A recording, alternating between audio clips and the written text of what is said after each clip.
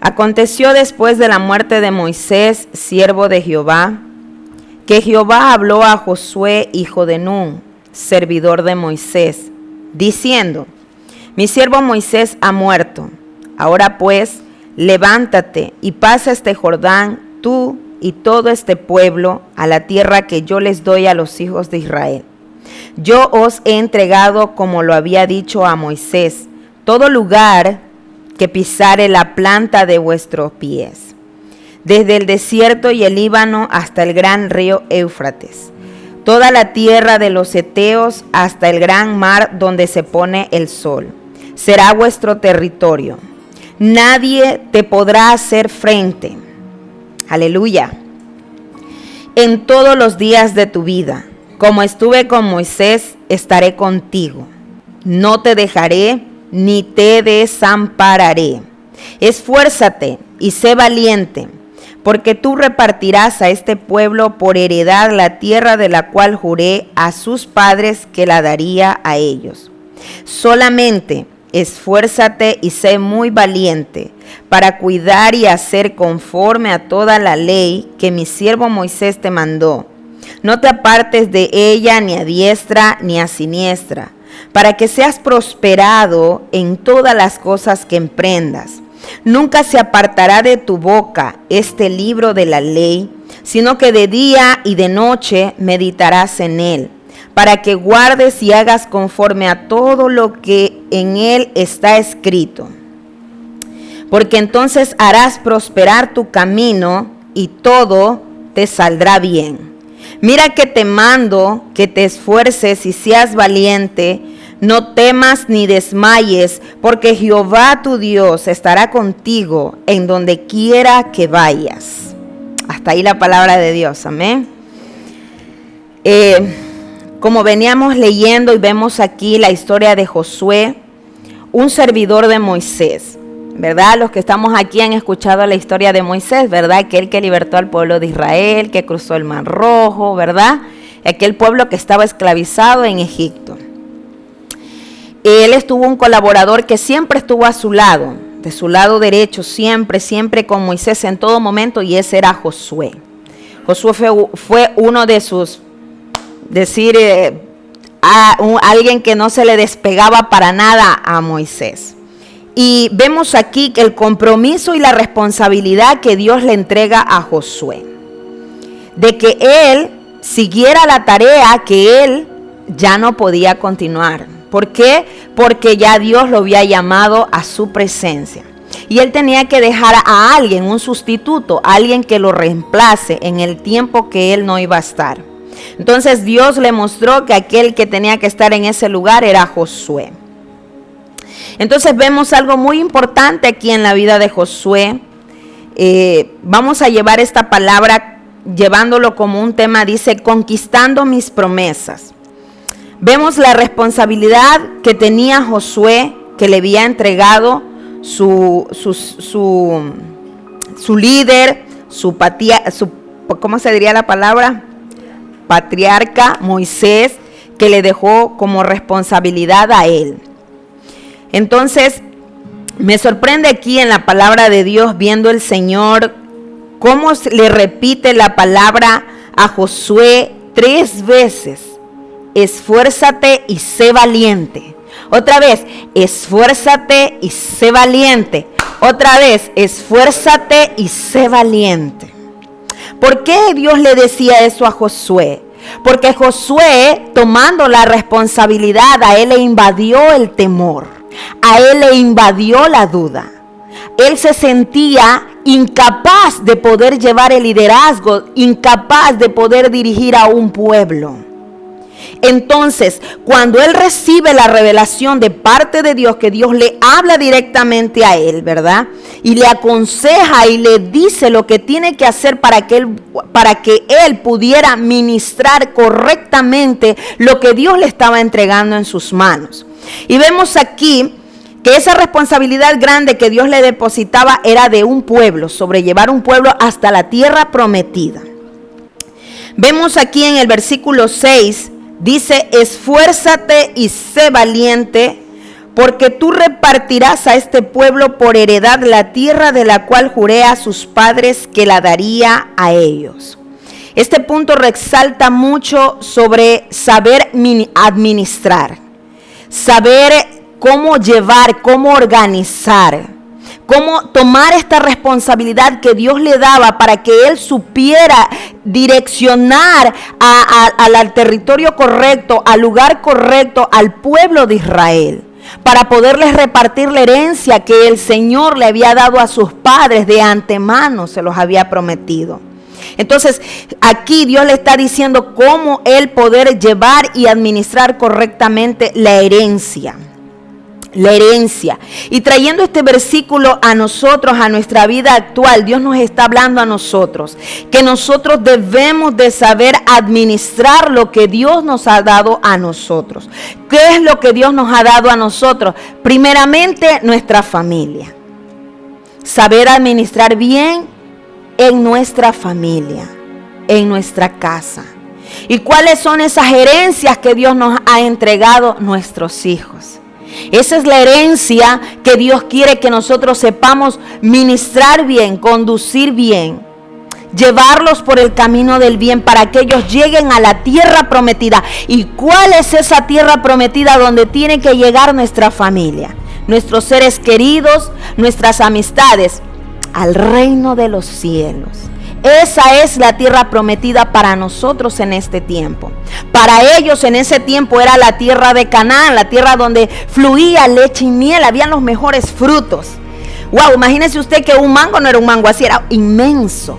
Una manzana no era una manzana. Entonces era un territorio que tristemente le había posesionado los gigantes. Entonces vemos que era una tierra muy productiva, una tierra que daba todos los frutos con excelencia, y a esa tierra Dios los quería llevar para que ellos pudieran tener una vida estable, porque sabemos y retrocedemos un poquito a la historia, vemos que el pueblo de Israel fue muy afligido, fue un pueblo muy miserable. Vivió en la miseria, para ellos no había derechos, para ellos no había bienestar. Para ellos simplemente había maltrato, violencia, golpe, necesidad, hambre. Eso era lo que había para ellos. Y golpes. No tenían derecho a nada, no tenían dinero, nada. Todo lo que ellos hacían no se les reconocía nada. Trabajaban gratuitamente y eran violados sus derechos. Por lo tanto, Dios quería darles la honra y el privilegio de poder poseer una tierra, de ser herederos, de que ellos pudieran ya no estar como estaban, como miserables, como mendigos, sino que ellos pudieran tener el privilegio de vestirse como debe de ser, de tener una casa, un terreno con legalidad, tener animales con legalidad, un fruto, un campo con legalidad, porque eso ellos se lo merecían y era un derecho que Dios le había dado a ellos. Entonces ese derecho de ese cambio de vida, porque ellos tuvieron un cambio de vida radical, ¿verdad? Porque ya no estaban en la condición mal de antes, ahora estaban en una mejor condición, en una posesión muy alta, porque cada uno de ellos poseyeron riquezas, vinieron saliendo del pueblo, vinieron trayendo todas las riquezas de los egipcios. Y muchas veces la palabra de Dios dice que aún los hijos de los impíos, que los hijos del enemigo trabajarán para nosotros, o sea que toda la herencia que a veces ellos recogen terminará siendo para los hijos de Dios. Entonces, Dios quiere que nosotros podamos saber administrar esa herencia. Y Dios también a través de ello nos da una promesa que nosotros somos herederos, siendo hermanos de Cristo, que ya Cristo murió en la cruz, resucitó, está en los cielos con toda la herencia que el Señor le ha dado, con toda la autoridad y el señorío que el Señor le ha entregado a nuestro Padre eterno, a Jesús. Es lo que también nosotros, Dios nos ha entregado como coherederos de Cristo. Amén. Para heredar lo que ha sido de Cristo, también a nosotros nos fue entregado por medio de la sangre de Cristo.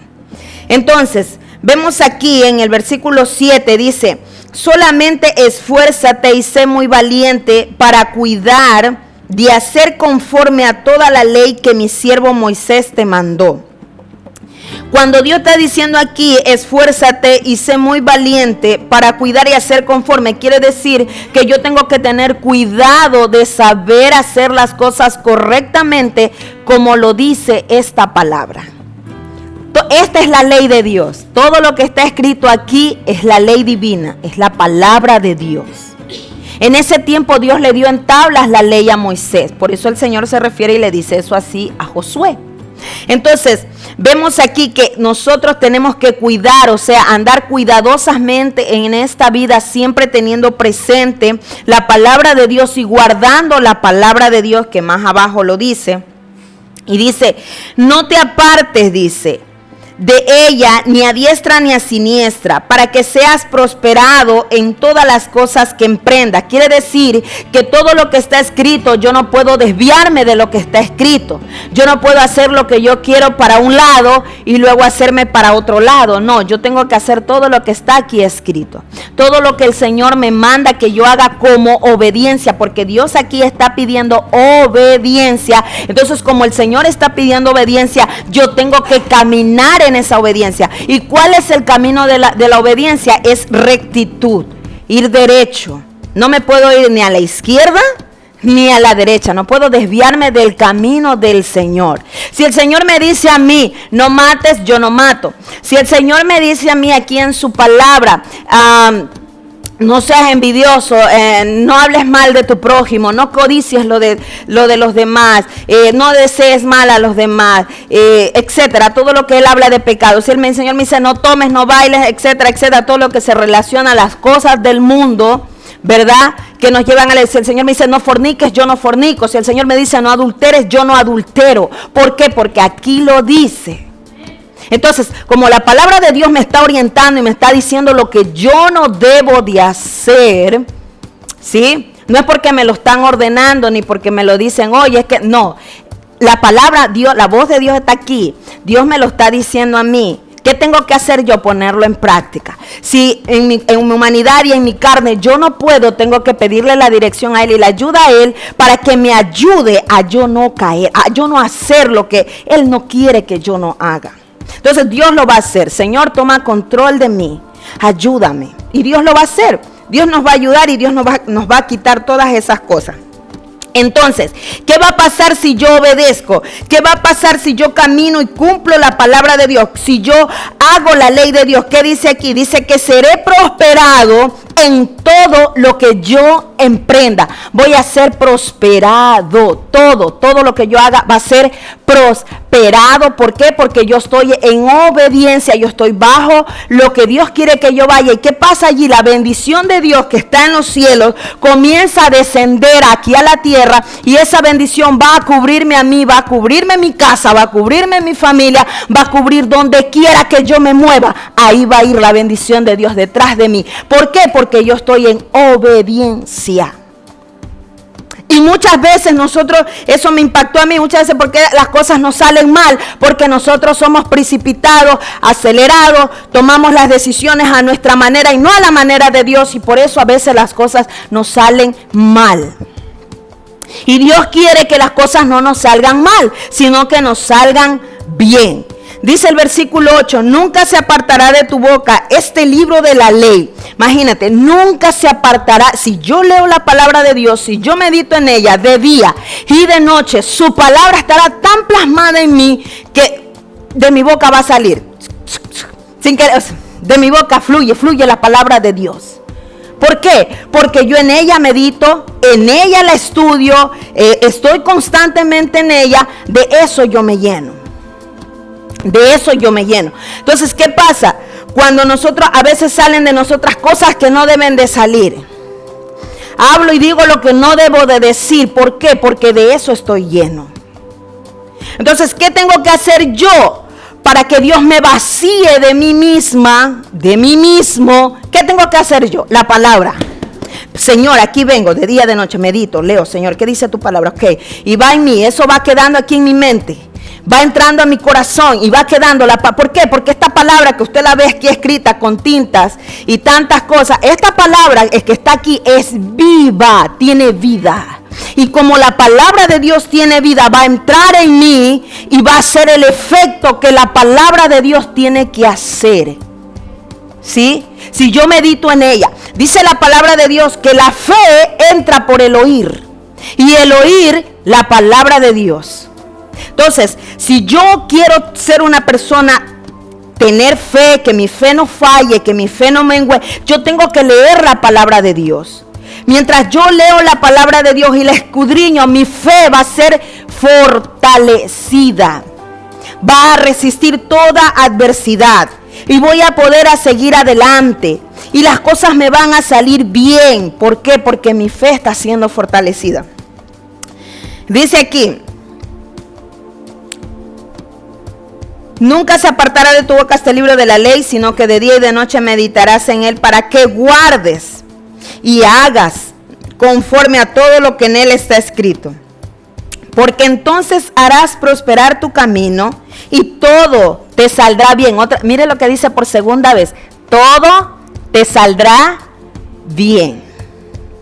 Y dice el versículo 9: mira que te mando que te esfuerces y seas valiente. Por tercera vez, esfuérzate y sé valiente. Dice: no temas, ni desmayes, porque Jehová tu Dios estará contigo en donde quiera que vayas. Eso es una promesa de Dios. Primero nos dice: no teman, no tengan miedo, no se atemoricen, tengan confianza. Aquí Dios está pidiendo confianza en Él. ¿Y cómo yo voy a tener confianza en Él? Es conforme a mi fe. Si yo tengo fe en Jesucristo, yo voy a confiar. Y yo voy a tener esperanza. Y yo voy a creer. ¿Por qué? Porque mi fe no está puesta en el hombre. Mi fe no está puesta en nada. Mi fe está puesta en Jesús. Y como esa fe está puesta en Jesús, yo voy a poder avanzar. Voy a poder seguir adelante.